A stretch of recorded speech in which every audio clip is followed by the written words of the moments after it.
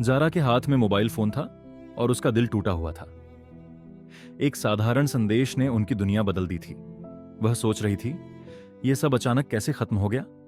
लेकिन उसके अंदर एक छिपी हुई शक्ति थी जिसे उसने अभी तक पहचाना नहीं था। जारा बिस्तर पर बैठी अपने मोबाइल फोन की स्क्रीन को देख रही थी। मन में कई विचार आ रहे थे, लेकिन एक सवाल मेरे दिल में गूंज रहा था। अब आगे क्या? जारा खुद को आईने में देखती है। एक क्षण के लिए तो वह हार मानने के करीब पहुंच गई, लेकिन फिर उसने अपनी आंखों से आंसू पोंछे और अपने दिल में एक नया दृढ़ संकल्प महसूस किया। मैं हार नहीं मानूंगा। उसकी आंतरिक चेतना जागृत हो चुकी थी। वह जानती थी कि सच्ची शक्ति भीतर से आती है। जारा पार्क में टहल रही थी और उसके कदमों में एक नया आत्मविश्वास था। वह जानती थी कि उसका दिल टूट चुका है, लेकिन उसके भीतर एक नई ऊर्जा जाग उठी थी। वह अपने हर कदम के साथ अपना अतीत पीछे छोड़ती जा रही थी। जारा एक कैफे में बैठी थी और जो कुछ उसने सीखा था उसे अपनी डायरी में लिख रही थी।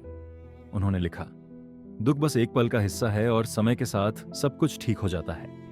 वह जानती थी कि उसके अनुभवों ने उसे एक मजबूत व्यक्ति बना दिया है। जारा जिम में अपने शरीर को मजबूत बना रही थी। वह जानती थी कि शारीरिक शक्ति के साथ साथ आंतरिक शक्ति भी आवश्यक है।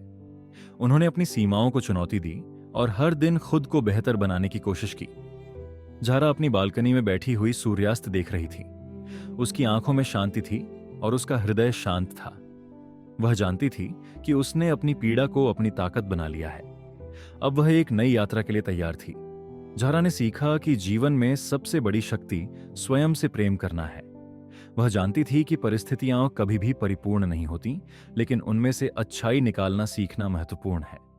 अब वह जानती थी कि यदि दुख को स्वीकार कर लिया जाए तो वह एक नई ताकत बन सकता है, और हर दिन वह खुद को बेहतर बनाने की कोशिश करती थी।